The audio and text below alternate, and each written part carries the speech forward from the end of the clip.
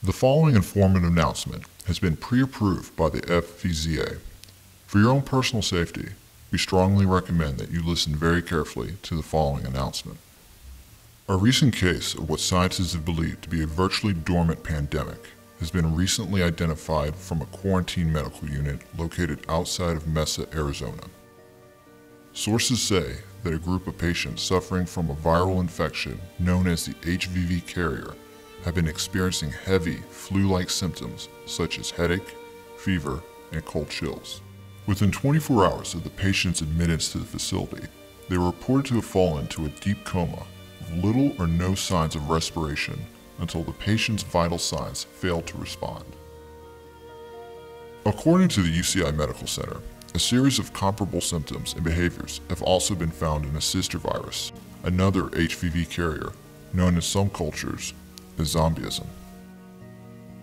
It was later discovered that both HVV viruses were derived from a monogastrial family of organisms, taking the form of a tick-like insect mostly found in the coats of some rare disease rats during the Black Plague in rural Scandinavia.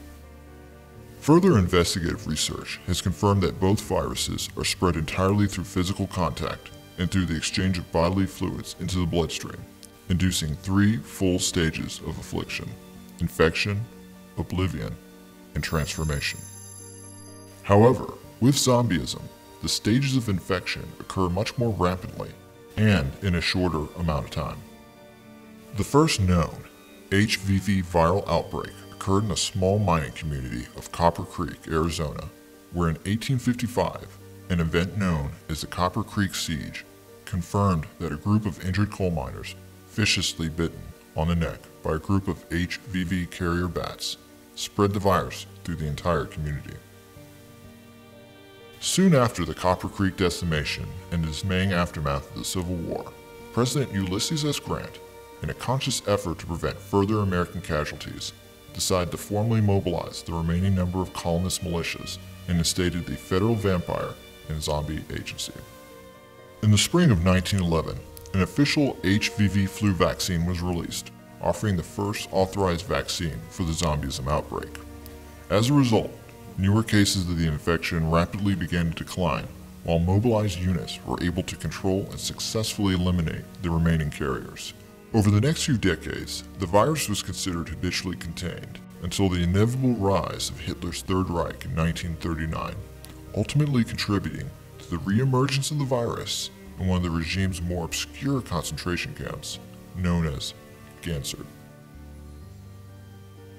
When the regime proceeded to fall, the U.S. allies were forced to exterminate the remaining survivors of the camp, who were tragically discovered as walking members of the undead. The event was later coined by President Roosevelt as one of the darkest days in human history. It wasn't until the fall of 1950 when the European Medical Association released an unofficial flu vaccine for the HVV vampirism virus, where by 1963, President Kennedy officially declared that the war against vampirism had finally ended in victory. However, despite the numerous reports of the assorted outbreaks, full public funding for the FVZA was officially pulled by the United States Congress in 1975, and over time, the organization languished itself into oblivion, evolving once again in a relented piece of folklore or a contrived piece of historical fiction.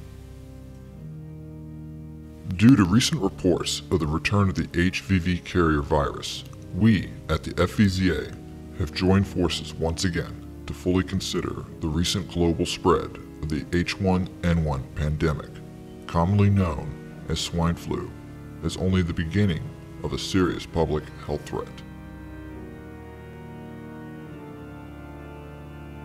We strongly believe that the HVV virus will reach an official Phase 6 public health threat level firmly within the next 30 to 60 days. We strongly advise residents living within the designated infected areas to carefully maintain their awareness of all breaking developments on this pandemic.